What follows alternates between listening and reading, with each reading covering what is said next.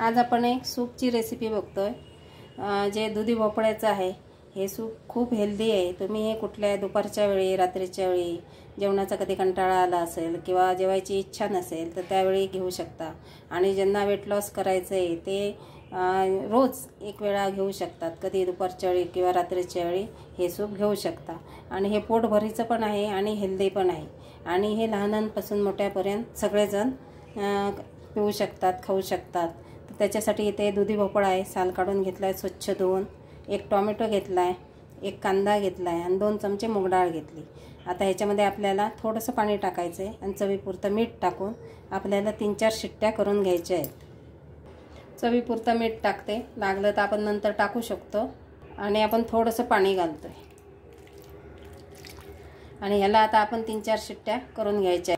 हे सूप असं आहे ना की तुम्हाला समजा आता कंटाळा आलाय, भाजी पोळी भात आमटी सगळं करायचं, तर असं तुम्ही एकत्र केलंय। अजून ह्याच्यामध्ये थोडासा गाजर टाकला, एखादी बीटची फोड टाकली आणि त्याचं तुम्ही हे सूप बनवलं तर अगदी पोटभरीचं मस्त छान असं सूप होतं आणि वजन पण नियंत्रणात राहतं। तर ह्याला आता आपण 4 शिट्ट्या करून घेऊया। हे तुम्ही बघू शकता, मी 4 शिट्ट्या करून काढल्या आहेत। आता आपल्याला हे थंड झाल्यानंतर पाणी वेगळं करायचं आहे याच्यातून आणि हे बाकीचे जे आहे आपलं टोमॅटो, दुधी भोपळा, कांदा, मूग डाळ हे आपल्याला मिक्सरला छान फिरवून घ्यायचं आहे। तर हे थंड झाल्यानंतर पाणी वेगळं करून मी हे वाटून घेते। हे बघा, मस्त असं थंड झाल्यानंतर मी मिक्सरमधून बारीक पेस्ट करून घेतली, वाटून घेतलंय। आता ह्याच्यात आपल्याला थोडंसं मी तेल टाकलेलं आहे, अगदी अर्धा चमचा। त्याच्यात आपल्याला मोहरी टाकायची आहे। मोहरी तडतडल्यावर एक लसूण पाकळी फक्त टाकलेली आहे। तुम्हाला लसूण आवडत नसेल, नाही टाकली तरी चालेल। ती थोडीशी तेलावर परतून घ्यायची आणि आपण जे मिक्सरला लावून जे आपण पेस्ट बनवली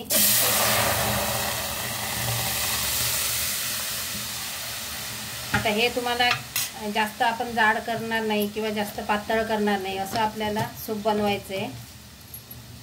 ह्याच्यामध्ये थोडीशी हळद आणि ह्याच्यामध्ये थोडीशी लाल मिरची पावडर।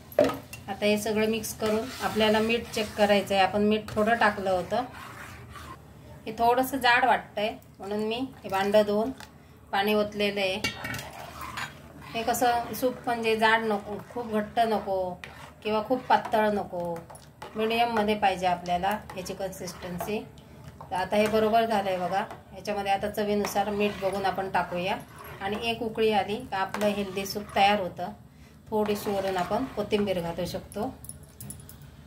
थोडं मीठ कमी वाटतंय ते आपण टाकून घेऊया। ह्याला छान उकळी आली।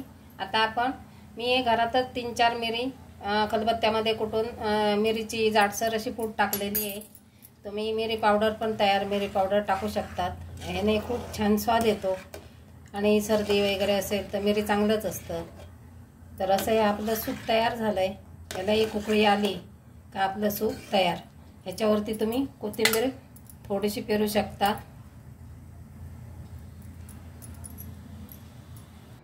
असं आपलं हे हेल्दी सूप तयार झालेलं आहे। आवडलं तर लाईक करा, शेअर करा आणि सबस्क्राईब करायला विसरू नका। धन्यवाद। आनंदी राहा, खुश राहा।